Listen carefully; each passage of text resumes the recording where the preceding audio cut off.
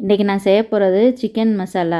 இதுக்கு chicken 1 kilo, சின்ன வெங்காயம் 300 கிராம், பூண்டு 150 கிராம் மிக்சியில் அரைச்சிக்கங்க.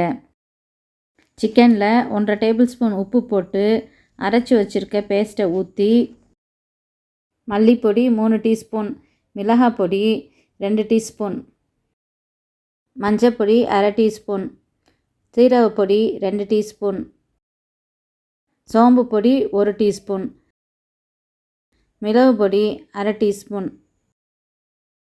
தேங்காய் எண்ணெய் 2 டேபிள் ஸ்பூன் ஊற்றி மிக்ஸ் பண்ணி, தாளிக்கிற கரண்டியில் தேங்காய் எண்ணெய் 1 டேபிள் ஸ்பூன் ஊற்றி,